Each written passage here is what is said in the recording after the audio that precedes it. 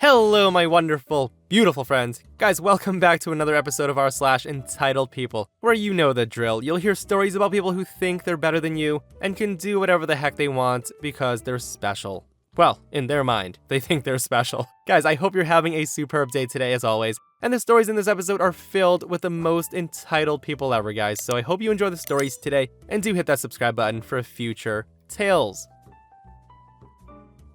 Okay guys, so this first story is an email submission from Lucy, aka Sweet Southern Breeze.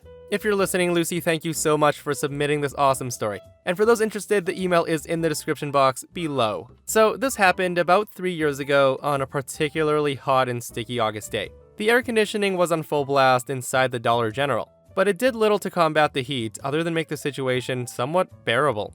No one in the line of 7 or 8 people was really complaining though, as we stood sweating and quietly talking amongst ourselves. The lone cashier was working as hard as she could, but it was clear that she was tired and a little more than overwhelmed. My mother and I were third in line when the double door slid open, allowing a massive wave of heat to roll in. It was as if the gates of hell itself had opened, and from these gates emerged Karen. Now, Karen stomps inside the store, as if to see where us poor mortals shopped. And she glances briefly at the line before turning and disappearing down an aisle with only the slap of her overpriced sandals, announcing her departure. A few minutes later, she returns with a few items in her arms. As I saw her approach the front of the line, I assumed she was going to ask if she could get in front of someone as she only had a few things. And unfortunately, I was giving Karen far too much credit. She walks up until she was standing almost shoulder to shoulder with the first person in line before suddenly calling out to the cashier. Karen says, "Oh, hello, Samantha. How are you? I haven't seen you since you last visited my church." Now, her voice was very loud, and she had this annoying tendency to stretch out certain words. The cashier looked up as if surprised, and she blinked a few times before managing a brief and tired smile. She then says, "I'm fine, just busy." Now, I took that as the cashier trying to politely say that she wasn't able to really talk. However, it was entirely lost on Karen. Karen says, "I know what you mean. My husband and I just bought this brand new RV for our vacation, but of course, all the packing is left up to me." Karen began to complain while simultaneously describing all the features of her new RV. By the time she was finished, half the people in that line could have probably picked that vehicle out of an RV lineup. She also complained about her upcoming exotic vacation and referred to it as tiring. Now, allow me to reiterate, she was complaining about a vacation to a cashier who was undoubtedly desperate for a break. Everybody was annoyed. Karen had just moved on to complain how her son expected her to bring the snacks for soccer practice when the first person in line paid for their things. As they start to walk away, the guy directly in front of Mom and me stepped forward to check out. And that's when Karen leapt like a drunken gazelle in an attempt to get in front of him. "Excuse me," she said. He retorts, "No, excuse me." Karen then looked at him, batted her eyelashes, and flashed a smile so fake that somewhere a used car salesman probably shed a tear of joy. She then says, "Oh, I didn't see you there." The man replies, "Well, I'm here," as he put his stuff on the counter and the cashier started to scan his items. Karen then stepped back, with a look on her face similar to a toddler who had just been told no for the first time, but she still hadn't moved towards the back of the line. I then whispered to my mom, "She's gonna try that again." Mom gave me a wicked smile and whispered back, "Do you want to let her go in front of us?" I told my mom I didn't, so my mom moved to standing in front of the cart. Karen had started to inch closer once again so that she was nearly rubbing shoulders with my mom, totally ignoring the fact that my mom was right beside her. So the man in front of us finished, and as suspected, Karen tried to jump in front of us. My mom immediately said, "I'm next in line." Now, Karen didn't try batting her eyes at my mom, but her voice was dripping with faux innocence when she said, "Oh, I didn't know there was a line." So Mom points to the end of the line, where you can clearly see about 7 people waiting, and she says, "There's a line. It ends back there." And with that, she starts putting our stuff on the counter. Seemingly defeated, Karen slunk to the back of the line, and no one let her in front of them. As the cashier continued to ring up our items, I could have sworn that I saw the faintest ghost of a smile. Guys, you know what? Ignorance is the secret weapon of entitled people. When in doubt, just pretend you don't know. "Oh, I didn't know there was a line." Well, gee, ma'am, what did you think those 10 people standing one in front of the other were there for? I also love how she just stood shoulder to people and pretended not to be there. Like, what in the world are you doing? So I have a Karen for a neighbor, and she's a grumpy old C with a live-in son in his 40s and no other family or friends. And when I say she's a Karen, we're talking to the point that she came to my property to yell at our landscaper about a boulder he was installing on our property. She yelled at him for putting such a big boulder there, believing it would fall over onto more of our property. So a few months after we moved in, we receive a letter from the HOA saying they'd received complaints and asking that we make sure we're mowing, watering, and maintaining. Now, I chalked it up to moving into a nicer neighborhood and made an effort to mow twice a week instead of my normal one time. I added a little time to the sprinklers and figured it was all good. So apparently it was not good at all, as we received another letter stating the complaints had continued and the HOA wanted to talk to us to see what the problem was. Now, I should note that we had just moved in not too long ago and we hadn't landscaped the back yet, so we were letting our dogs pee on the front at night, which leads to patches of yellowy green grass that grow stupidly fast. Now, I will freely admit that I don't keep my yard to the level of some of my neighbors, but it was in perfectly good shape outside of those pee spots in an otherwise average looking yard, and I do my best to keep things mowed and looking decent. Now, it turns out our grumpy C had taken a real offense to this and started to complain to the HOA. The hearing ended up being mostly incoherent rambling, but the bottom line was that she didn't like how our lawn looked with those pee spots.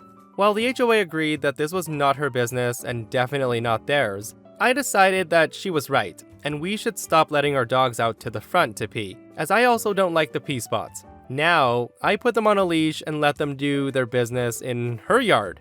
And I'm clearly not the only one, as her entire yard is now covered in pee spots and dead spots. And I'm pretty sure she's complained about everyone with a dog, and now the entire neighborhood takes their dogs to her yard.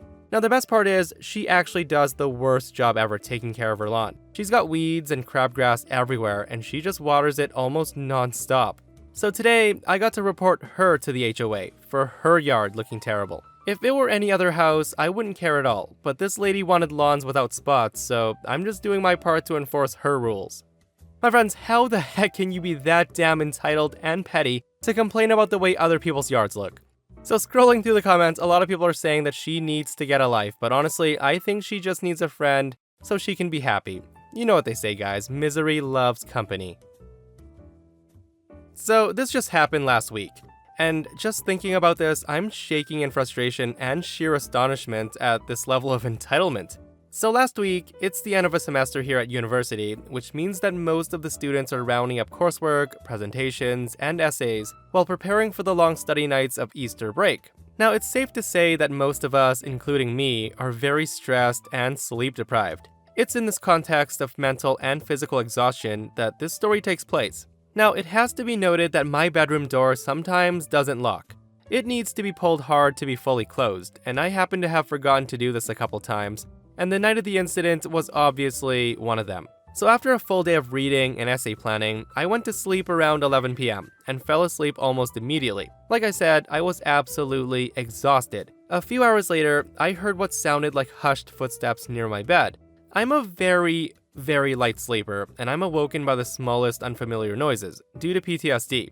And one of the sounds I'm most sensitive to is footsteps. Needless to say, my eyes shot open almost instantly. I turn around to see a silhouette of a guy that I've never seen before standing next to my bed.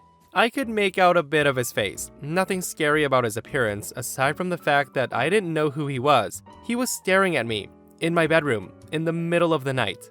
I then let out the loudest scream ever, yelling at this dude to get out. Now, he seemed taken aback but didn't react much, which made it even scarier. I was crying, hyperventilating, and it seemed like I was about to die, have a heart attack, or something of that sort. Before I had time to do anything, my roommate Clem was in the room, also yelling at the dude to get out, while trying to give me a shirt to cover myself. All the commotion attracted the security guard that was walking the halls. He separates everyone and took the intruder out to the common area to give me some time to compose myself and get dressed to explain what happened. Once Clem had managed to calm me down, I explained the story to the security guard, who told me that our flat's door was also unlocked, which is probably how the intruder got in the first place. The intruder was searched by the security guard, but he wasn't found with any weapons on him, so he was allowed to go back to his flat. All the commotion had woken up the rest of my flats and a couple of flats next door. The security guard ordered everybody to go back to their flats and to properly lock their doors. It was safe to say that I did not sleep for the rest of the night, and neither did Clem. so we stayed together trying to relax and forget about this unfortunate event. And boy, do I wish it stopped there. So 3 to 4 days later, Clem and I are summoned for a meeting with the housing manager. When we get there, the intruder and who we assume to be his parents were waiting. I'll try to give you the conversation as verbatim as possible. So the manager says, "Good afternoon, everyone. Clem, OP, intruder, thank you for taking some time out of your studies to meet with us. As you know, there's been a very unfortunate incident Monday night, as intruder broke into OP's room, which caused them a great deal of fright. Mom, Dad, and intruder, you've called this meeting to contest your son's expulsion from this housing following the incident. Is that correct?" The mom and dad nodded, looking fairly confident. The manager then says, "So, intruder, on what grounds are you contesting the expulsion?" The intruder at this point starts to explain, and the dad cuts his son off saying, "You see, sir, my son is young. He made a mistake and deeply regrets scaring this young lady here and offending her boyfriend." Now at this point, Clem raises his hand and says, I'm not her boyfriend." The dad looks at him and says, "I wasn't finished. As I said, my son deeply regrets his mistake, but it was a mistake. Nothing illegal was found on him on the night of the incident, and his room was searched illegally. Thus, he should not be expelled from your halls. I'm a lawyer. I know the law." The manager then says, "We'll discuss this in a second, sir, but I would like to hear from the intruder, who I'm sure can speak for himself, and give us his explanation of why he was in this girl's room in the first place." The intruder then looked at his dad, who gave him a nod, almost like he was waiting for his dad's permission to speak. So the intruder goes on and says, "Well, like my dad said, it was a mistake. I didn't realize that I had walked into the wrong flat. I just noticed when I saw the girl sleeping that I was in the wrong room. And father says that the drugs you found in my room weren't seized legally, so you technically shouldn't be allowed to expulse me." Now at this point, the manager pulls out a copy of the intruder's housing contract. They keep a copy of our signed contract for legal reasons, or in case we lose ours. He then flicks the pages to the illegal substances and contraband section, which essentially says that any possession of illegal stuff, which included drugs, weapons, etc., on housing grounds, would be met with immediate expulsion. He then turned more pages to the room entering and inspections, which states that security and management are allowed to enter any room or flat for repairs or safety inspections within a 24-hour notice. But searches when there's suspicions of illegal activities and searches performed by police did not require any notice. Now at this point, Mom chimes in and says, "And under what suspicions did you call the police on my son? This is ridiculous. You have no right to use assumptions that he's a sexual predator as grounds to search him." Now everyone kinda looked shocked at Mom's reaction. No one even mentioned anything about that so far, so that's what you call jumping to conclusions. The manager then said, "Ma'am, that type of assault is nowhere mentioned on your son's expulsion notice. OP, are we right that the intruder did not try to assault you?" I replied, "No, he didn't try anything. We didn't even make physical contact." Clem says, "I made the assumption at first because I saw OP crying and trying to cover themselves with a stranger. It was late, I was barely awake, and that was the first thing that came to my mind." The dad then says, "So, you wrongfully accused my son of assault? Do you know we could sue you for this, young man?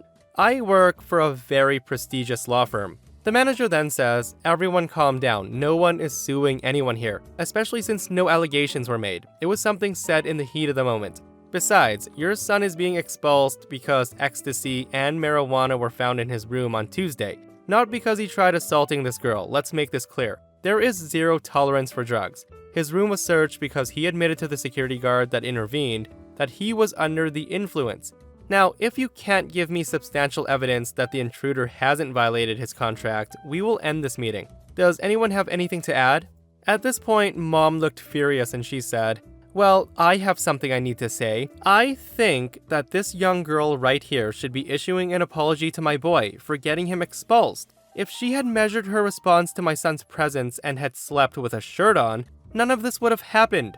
Also, imagine how embarrassing it would have been for my son to realize that he entered the wrong flat. What is he supposed to do?" Clem says, Oh, I don't know. Leave the bloody flat?" I then told her, also, I don't know how me sleeping with or without a shirt on would have changed anything. I had covers up to my chin, and I won't change my sleeping habits in case someone decides to break into my room at 3 in the morning. Intruder says, "Yeah, I didn't see anything in that moment. I only realized you were shirtless when I was taken out of the room cause the lights were turned on. Mom, you need to stop with that." With that, the dad said, "Son, Don't speak to your mother this way. We're doing everything we can to keep you here, so show some respect. So long story short, the meeting ended shortly after this. We left and the intruder was expelled, but honestly, I feel sorry for him. He doesn't seem to be a bad person, and his parents are just garbage people that will coddle him, probably for the sake of their own image more than for his own good. Now, I rarely feel sorry for kids of entitled parents, but the intruder makes me a bit sad. Guys, even though the guy didn't mean any harm to OP, that seriously must have been terrifying. To wake up in the middle of the night to have someone standing at your bed that you don't know. Guys, that is one of my biggest fears. Little creepy girls at the foot of my bed, and old ladies. Okay, with that said, looking through the comments, OP did do some research on the law firm that the dad claims he works at, and guess what? He actually works there. Who would have thought? Where I worked, we would have this holiday party where we can play games to win money. The way it worked was everybody would win at least $5. Well, one of the games we played was a speed round question type thing. Think Family Feud style. Now, one of my coworkers who was playing against me loudly commented that she would freak me out and win, that it's easy, I'm no competition, etc, etc. She was so focused on making faces at me and trying to act tough that she completely missed the question. I answered correctly and she was out of the game. She loudly complained that it wasn't fair and sat sulking. So I won the top prize, and she came up to me demanding that I give her the money because she's a single mother that needed the money for Christmas gifts for her children. She then went on to say that I'm horrible and I don't need the money, that I must hate children, and their Christmas is ruined and it's all my fault, etc. She even tried to grab at my pocket where my wallet was. Our boss told her to back off. She also tried to rally other workers against me. Now, that didn't work and she was written up. For months, I was called selfish, a child-hating bitch, and other horrible names for not giving her the money. My prize money amount was $40. Before all this, she was bragging about all the stuff that she and her baby daddy bought for the children, including new phones and gaming consoles, so yeah, she didn't need it. If she didn't need it, then why go through all that trouble to be so salty that OP beat her? What a spoiled brat to cause that much of a ruckus over $40. But hey, that's entitled people for you. And that, my friends, brings us to another end of our /entitled people. Guys, we did it. We survived. And I hope you didn't shake your heads too hard at the stories today. And I hope you enjoyed it. And do hit that thumbs up. If you guys missed yesterday's episode on the channel, I will link it right here. OP's petty neighbor calls the cops on him for being too noisy. And just wait till you hear what OP does in retaliation. Check it out if you haven't, and I'll see you guys in the next one. I love you, Steve-O.